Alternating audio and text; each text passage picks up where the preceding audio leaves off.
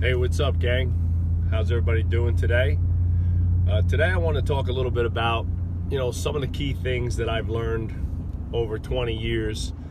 I saw a post by a friend of mine, James White, who owns Rourke Gyms, about, some of the lessons he's learned in all the years of being in business. And I started thinking about some of the same things. And man, did I screw a lot of things up.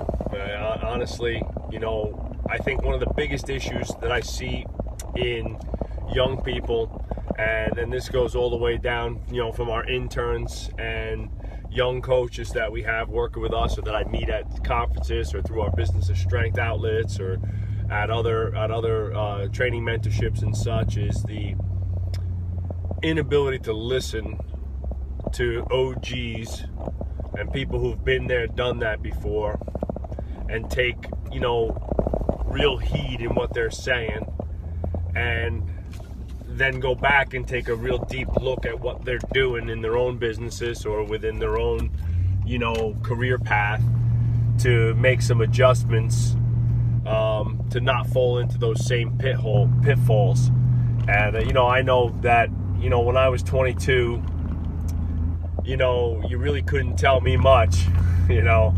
I had a really strong mindset towards what I wanted to do, how I wanted to train. My philosophy on training was, ironclad. You couldn't tell me otherwise. And, and then, now at 42, being in business for over 12 years, running my own gym and then running other people's gyms for almost another 10, so, 20 some odd years. I've met so many people who have achieved great success by doing it differently, right? So then, it's the same like training, and I always use training as an analogy for business because, what you get in is what you put out. We create plans, we follow up on those plans, we set markers for our clients, key performance indicators, measurables, results, weigh-ins, you name it. And you need to do the same for business, whether it's, monthly, quarterly, bi-yearly, yearly. You should probably have all of those checkups and, marketing plans, sales initiatives, things like that. All those things are really critical in the beginning, much more so than at the end, right? Where if I had done it in the beginning, I would have lots of extra time. When I had 10 clients and the crickets were chirping all the time and, the gym was relatively empty, I had lots of dead time. And my focus was on myself. My focus was on my training, me being super jacked and strong, going out on the weekends or whatever and living my own life, instead of thinking about the future and how much harder it will be to scale our business once we get busy and I don't have any of those systems in place. So that was one of the biggest mistakes that I made, was not listening to people about getting my sales and marketing and my operational systems written out before the gym got busy. And I had some really, obviously we're in a really great area. I got tons of, CEOs and business owners that come to my gym and have been since the very beginning. One of my good friends and, super successful guys, Lance, was always he gave me a book my first year, Think and Grow Rich. And I was like, just reading that book. I'm reading, I'm reading Managing a Weight Trainers and Super Training by Mel Siff and Verko Shansky. What do you know about that stuff? And I should have read that book long time ago, and it wasn't until, we moved to the new facility and I hired my first business coach and I saw how deep underwater we were that I started really reading feverishly. And I read that book and I remember saying, God damn it.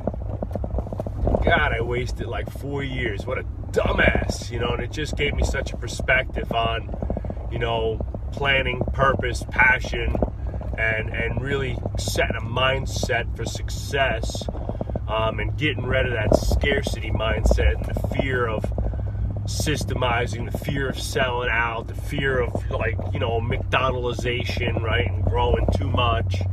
And that's one of my lessons.